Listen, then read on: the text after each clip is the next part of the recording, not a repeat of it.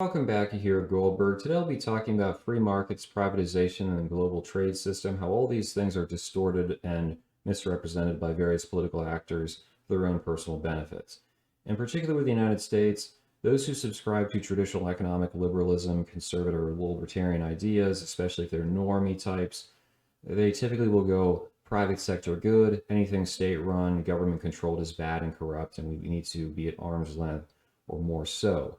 Of course, the reality is more complicated, and we'll start with looking at some statistics from Mother Russia. Bear in mind, I do have some issue with these stats because they come from Stiglitz's book, and he's a known lefty liberal. He also does not clearly distinguish whether he's comparing Russia to the Soviet Union or the Soviet Union to the Soviet Union, because it's not the same. Big difference in landmass, resources, and population. Nevertheless, it gives us a starting point. So he says that from 1940 to 46, the Soviet Union industrial production during the war fell 24%.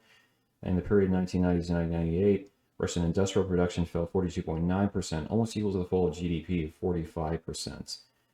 In 1989, only 2% of those living in Russia were in poverty. By late 1998, that number had soared to 23.8% using the $2 a day standard.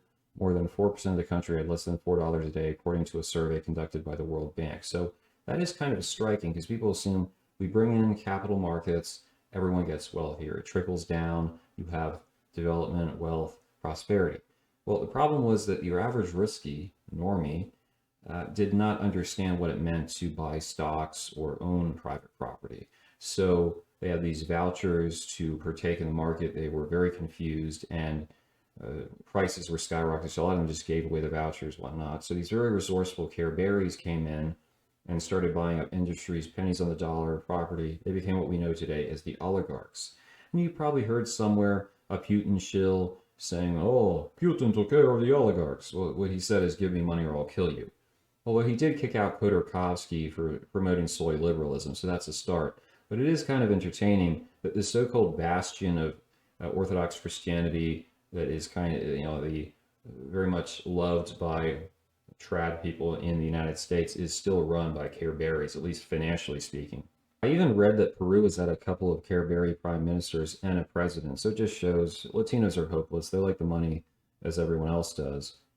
But let's proceed to another instance of how this functions when you bring in privatization. For years, British conservatives were obsessed with trying to privatize British Rail. They said it'd be good for the economy, it's going to be fantastic. And the Labourites said, no, that's terrible. John Major responded, who is this wage slave who speaks to me as though I needed his advice? So it went forward. And again, we're going to get more capital investment, efficiency, safety. Most of that did not pan out. There is general agreement, even from conservatives like Peter Hitchens, that it should not have been done, that British Rail was on its way to making the necessary enhancements. And despite technological developments, the supposed expansion of the markets, British Rail today has some of the highest fares of all train services in Europe. Their safety record is sketchy at best. They are not attracting much investment. In fact, they still rely on government subsidies because they can't make it. So just because you introduce the private sector does not automatically mean it's better. In fact, it can be counterproductive in a very major way. Moving on, sorry to shill this book again, but it's well worth your time if you like economics. Talks about how the actual global trade system was built. It is not, as people assume, well, it's just entrepreneurship and free markets. In truth, most of the rich countries today, they develop their economies with high tariffs, protecting industries, subsidies. Until they were stronger, they didn't compete with the bare bones free market. And when they went overseas, though, when they formed colonies, they started going, well, you have to have like favored nation status. You can't maintain high tariffs. This is what Europeans did in China. They said you can't put tariffs on your goods. They had to have advantages if their goods were flowing in, but stuff going out of those source regions, of course, could not be heavily taxed. And this is an issue still to this day in Africa. You see it all the time, which is why a lot of these countries, instead of truly developing, they remain stuck in that rut because they can't put money into social development on a large scale. It's just about who has control of the military, they control the presidency, and they can make themselves rich at the expense of everyone else. You see it with the Fujiwara therapy in South America, bringing the neoliberalism. But again, you have to maintain super low taxes. You can't regulate. You can't have controls on this. You just have to allow essentially foreign speculators to make out like kings, but regular folks don't do well. We know this happened in the 70s and 80s with the Mexican peso. It got destroyed by the IMF. And then what do you think? A lot of these Mexicans went bankrupt. They start immigrating. So if you complain about an issue, it's not just the reactive solution. It's saying, where is it coming from? That requires people to examine how they live their lives, supply chains, and who's funding politicians. If you really want to see something better on the long-term front, as opposed to, well, let's just build a wall or deport people. So then you have the case of Albania. So a bit of a background, they were in a personal union with fascist Italy. It was actually quite beneficial for regular Albanians. Although towards the end of World War II, communism took over under Enver Hoxha or Hoxha, depending on whichever you prefer. He was rumored to be a bisexual, and that's the reason why one of the earlier iterations of the Manosphere, their movement was, go to Albania, young man, therein lies your destiny. What can you do? Hoxha was a somewhat paranoid Stalinist. He was obsessed with the idea that people were plotting against him, so he put many of his family members and friends in prison or had them executed. He also built a system of fortifications throughout the country because he assumed he would be invaded. Other stuff he did achieved massive, widespread electrification of the country. He also cut down the level of illiteracy dramatically, although I'm not sure what you were allowed to read given the nature of his regime. He also banned religion, so though you might have heard Albania is majority Muslim, a lot of them are agnostic or atheist in truth.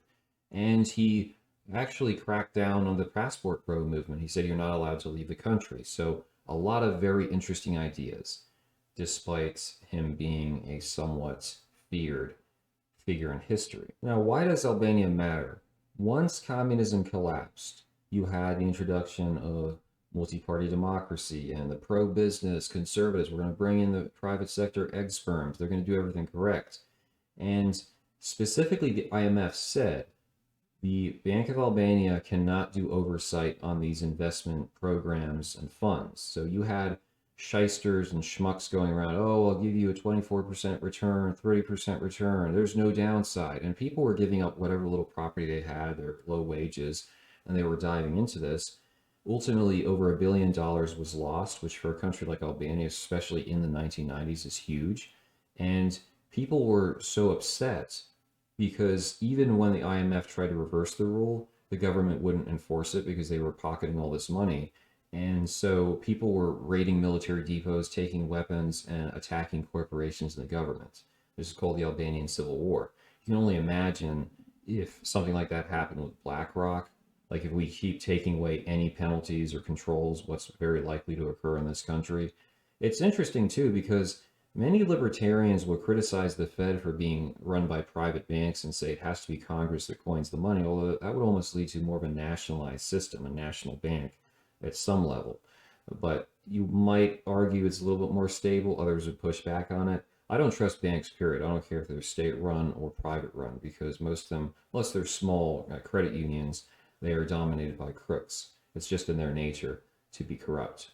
With all that being said, exercise extreme caution with any of these, especially with crypto, but any investment where they say sky high, oh, there's no downside, because unfortunately, there's almost no downside for them. They can pocket the change and say, oh, it's just satire. I'm just giving educational advice. It's not legit. This is very serious. There are people who have already wasted tons of money. Some of these young folks that have blown through trying to chase GameStop or these altcoins. So even if an investment melds well with your ideology, that does not mean it's a good thing. You still have to exercise some measure of caution, be conservative about your choices, and don't get caught up in the swoon, because most of the time, the people behind it, they don't care anything about you.